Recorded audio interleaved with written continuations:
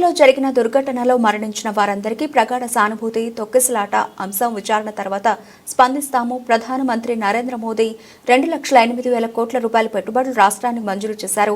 ఉద్యోగ ఉపాధి కల్పనకు, ఆర్థికంగా రాష్ట్రం పురోగతి సాధించడానికి దోహదపడుతోంది.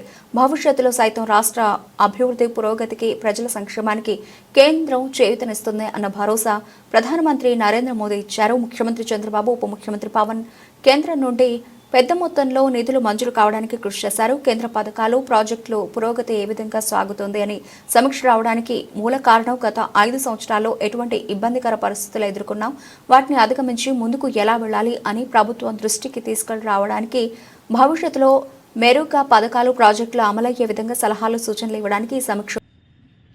రాజమండ్రి వచ్చిన సందర్భంగా భారతీయ జనతా పార్టీ జిల్లా అధ్యక్షులు దత్తు గారి ఆధ్వర్యంలో ఈరోజు ఈ జిల్లా కార్యాలయంలో నాయకుల్ని, కార్యకర్తల్ని, పార్టీ కార్యకర్తల నాయకుల్ని కలవడం జరిగింది. ముందుగా నిన్న తిరుమలలో జరిగినటువంటి ఒక దుర్ఘటన, 7 భక్తులు అమాయకులు మృత్యువాత పడ్డారు. దానికి వారి కుటుంబానికి, వారికి ప్రగాఢ సానుభూతి, వారికి మరణించిన వారికి శ్రద్ధాంజలి తెలియజేస్తూ విచారణలో వాటికి సంబంధించినటువంటి వాస్తవాలన్నీ కూడా బయటకు వచ్చేటటువంటి అవకాశం ఉంది. ఆ విచారణ జరిగిన తర్వాత వాస్తవాలు బయటకు వచ్చిన తర్వాత దానికి సంబంధించిన అంశాల్లో ఏ విధంగా స్పందించాలనేటటువంటి దాన్ని స్పందిస్తాం. అయితే ముఖ్యంగా ఈ యొక్క రాజమండ్రికి సమీక్షకు వచ్చేటటువంటి ముందు రోజు ప్రధానమంత్రి నరేంద్ర మోడీ గారు రాష్ట్రానికి రావటం, దాదాపు 2,08,000 కోట్ల రూపాయల పెట్టుబడులు రాష్ట్రానికి వచ్చేటటువంటి విధంగా ఉద్యోగ ఉపాధి కల్పనకి, అదేవిధంగా ఆర్థికంగా రాష్ట్రం ముందుకు వెళ్ళడానికి, పురోగతి సాధించడానికి, వికసిత భారత్లో స్వర్ణాంధ్రని మిళితం చేసేటటువంటి విధంగా కార్యాచరణ తీసుకొని ముందుకు వెళ్తాం చాలా ఆనందదాయకం.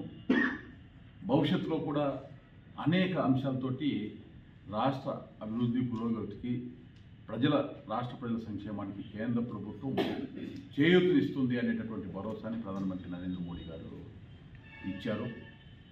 ముఖ్యమంత్రి చంద్రబాబు నాయుడు గారు, ముఖ్యమంత్రి పవన్ కళ్యాణ్ గారు, అలాగే వివిధ శాఖల మంత్రులు అందరూ కూడా ఆ కార్యక్రమంలో హాజరు కావటం, ఇంత పెద్ద ఎత్తున నిధులు రాబట్టడానికి కృషి చేసినటువంటి ప్రభుత్వంలో ఉన్నటువంటి ప్రతి ఒక్కరు కూడా, ముఖ్యమంత్రి గారికి, ఉప ముఖ్యమంత్రి గారికి, అందరికీ కూడా, వారికి కూడా శుభాకాంక్షలు తెలియజేస్తూ, ఏదైతే రాజమండ్రి ఈరోజు ఈ సమీక్షకి రావడానికి మూల కారణం కేంద్ర ప్రాయోజిత పథకాలు, కేంద్ర ప్రాజెక్టులకి సంబంధించినటువంటి పురోగతి ఈ పార్లమెంటు పరిధిలో ఏ విధంగా సాగుతుంది అనేటటువంటి అంశాన్ని, అదేవిధంగా ఏ అంశాల్లో గత 5 సంవత్సరాల్లో ఇబ్బందికరమైన పరిస్థితులు ఎదుర్కొన్నాం, వాటిని ఏ విధంగా అధిగమించి ముందుకు వెళ్ళాలి అనేటటువంటి అంశాలని ప్రభుత్వం దృష్టికి తేవడానికి, భవిష్యత్తులో మెరుగ్గా ఈ యొక్క పథకాలు, ప్రాజెక్టులు అమలయ్యేటటువంటి విధంగా సలహాలు, సూచనలు ఇవ్వడానికి ఈ సమీక్ష ఉపయోగపడుతుంది.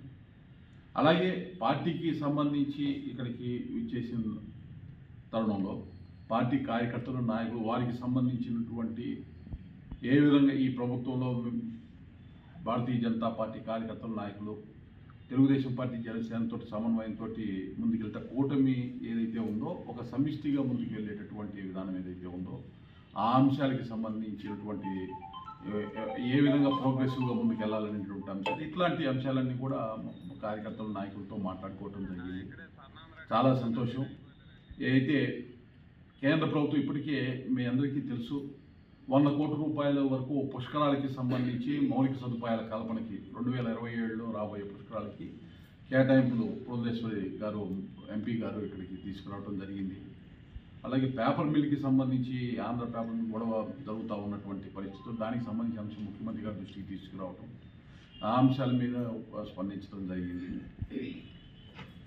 అదేవిధంగా ప్రభుత్వానికి సంబంధించినటువంటి పథకాలు, పిఎం ఆవాస్ యోజన కానీ, టిట్కో గృహాలకు సంబంధించిన అంశాల్లో ఏ విధంగా ముందుకెళ్ళాలి, ఏ విధంగా లబ్ధిదారులకి, అసలైన లబ్ధిదారులకి మేలు చేకూరాలి అనేటటువంటి అంశాలు, ఇటువంటి అంశాలన్నింటినీ కూడా చర్చించడం జరిగింది.